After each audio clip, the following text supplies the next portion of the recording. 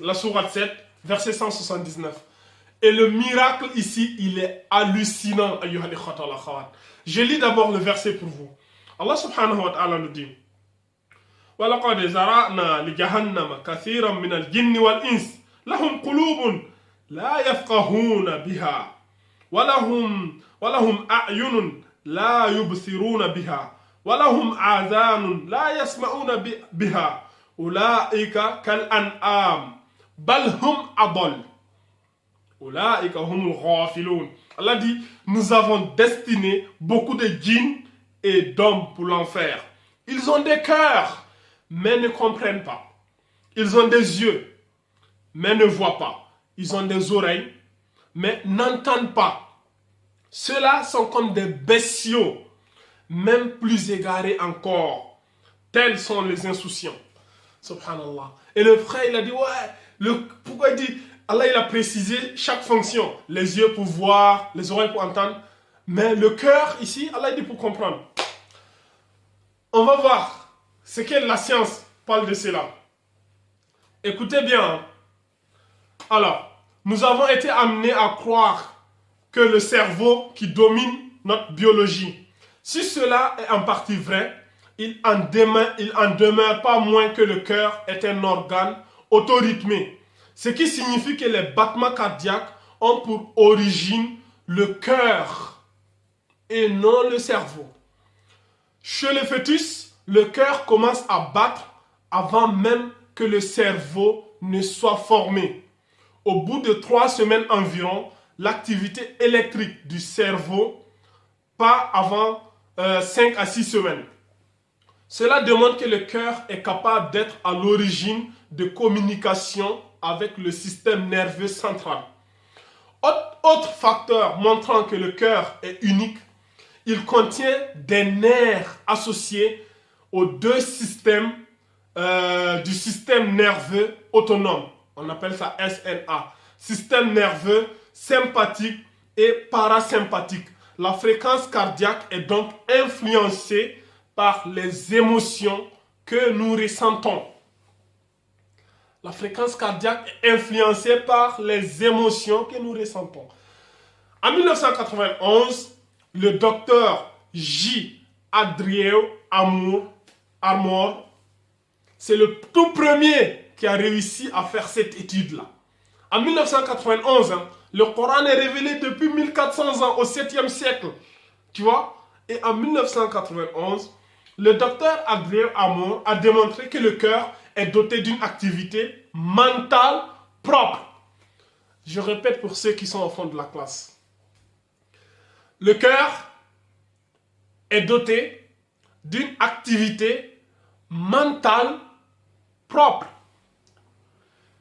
Il contient un système nerveux composé de 40 000 neurones qui fonctionnent indépendamment du cerveau. Je répète pour ceux qui sont au fond de la classe. Le cœur, il contient un système nerveux composé de 40 000 neurones qui fonctionnent indépendamment du cerveau. Le cœur et le cerveau sont reliés par des voies descendantes, différentes et ascendantes. 90% des fibres nerveuses afférentes. C'est pas moi je l'ai dit. Le docteur Andrew Armour qui le dit. Subhanallah. Le docteur a découvert que ces voies ascendantes du cœur envoient constamment des signaux et des informations qui interagissent avec l'activité des centres cognitifs émotionnels supérieurs du cerveau et la modifient. Ces signaux en provenance du cœur et en direction du cerveau passent par le nerf parasympathique et continuent directement jusqu'au thalamus qui synchronise les activités corticales telles que la pensée, la perception et la compréhension du langage, puis jusqu'au lobe frontal responsable des fonctions motrices et des résolutions des problèmes, puis au centre du cerveau, l'amygdale, lié à la mémoire émotionnelle. Subhanallah. Écoutez bien cette dernière partie. Lorsque, ça c'est le docteur qui continue de parler, il dit lorsque le cœur bat d'une manière ordonnée et cohérente, cela crée une cohérence dans le SNA, ce qui améliore nos fonctions cérébrales et nous permet de nous sentir plus créatifs, plus concentrés, plus rationnels, plus conscients et disposés à apprendre. Quand le cœur bat de manière incohérente, on se sent déséquilibré, angoissé, tendu, éparpillé. Le cœur est un mode de survie et nous coupons des émotions supérieures. L'incohérence est le produit du stress, qui lui-même, la réaction du corps et du mental à des perturbations dans notre environnement extérieur. Le stress que nous éprouvons n'est pas nécessairement lié à l'événement en soi, mais peut être le résultat des réactions émotionnelles que l'on ne sait pas gérer. Donc, en conclusion, les émotions du cœur jouent un rôle important dans notre manière de penser, de traiter les informations, de ressentir et de comprendre le monde et notre place dans celui-ci. Une fois que le cœur est activé, il sert d'amplificateur qui stimule le cerveau, améliore son activité et crée l'équilibre, ordre et cohérence dans le corps. C'est pas moi je le dis, le docteur qui le dit.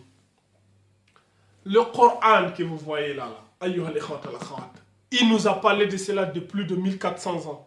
Et le frère, tu vois, même les ennemis de l'islam utilisent ça pour se moquer de la religion. Alors que, je me rappelle de la parole d'Einstein qui dit un jour, Albert Einstein qui dit, peu de science vous éloigne de Dieu, mais beaucoup de connaissances, beaucoup de sciences vous ramènent à lui. Quand tu vois quelqu'un qui est ignorant, qui piaille dans le vide, là, laisse-le. Il est ignorant. Le jour où il va vraiment connaître, avoir un vrai niveau dans la science, il va revenir à Allah subhanahu wa ta'ala.